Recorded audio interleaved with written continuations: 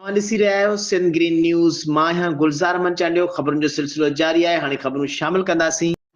लारकाणे में लारकाणो national press club जे चूंडिजी आयल नए उहिदेदारनि खे मुबारकुनि जो सिलसिलो जारी आहे।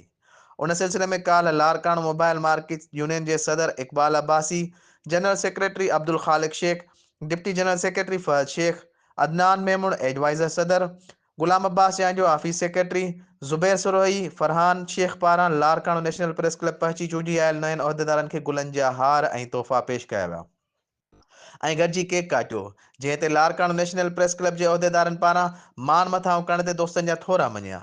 होॾां लारकाणो नेशनल प्रेस क्लब जे उहिदेदारनि खे पीपी अॻुवाण, चेयरमैन यूसी 4 दड़ी town Zulfiqar Ali Brohi, inspector anti encroachment Asif Ali लिगारी समेत ॿियनि पारां पिणु लारकाणो नेशनल प्रेस क्लब पहुची उहिदेदारनि खे मुबारकबाद पेश कंदे गुलनि जा हार पाराया। उन मौक़े ते यूसी 4 जे chairman Zulfiqar Ali Brohi, inspector anti encroachment Asif लिगारी ऐं लारकाणा मोबाइल मार्केट यूनियन जे सदर Iqbal Abbasi, general secretary Abdul Khaliq Shaikh, deputy general secretary Fahad Shaikh, Adnan Memon चयो त अव्हां सहाफ़ी ग़रीबनि मज़लूमनि जो सहारो बणिजंदा आहियो, जंहिं करे मज़लूमनि जो आवाज़ सघारो थी आला ऐवाननि ताईं पहुचंदो आहे। हुन चयो त अव्हां लारकाणो जा जाइज़ मसइला पंहिंजे कलम वसीले आला ऐवाननि ताईं पहुचाईंदा आहियो, जेका असल इबादत आहे।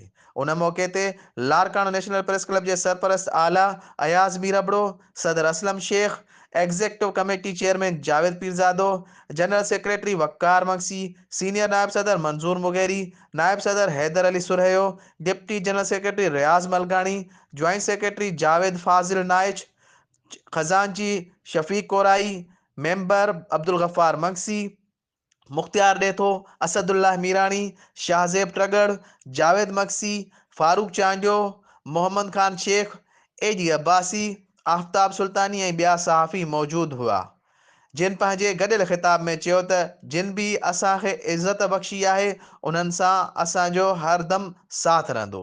जिन असांजो मान मथां कयो आहे असां उन्हनि जे ख़्यालनि ते पूरा रही जाइज़ मसइलनि जे हल लाइ जिदोजहद जारी रखंदासीं।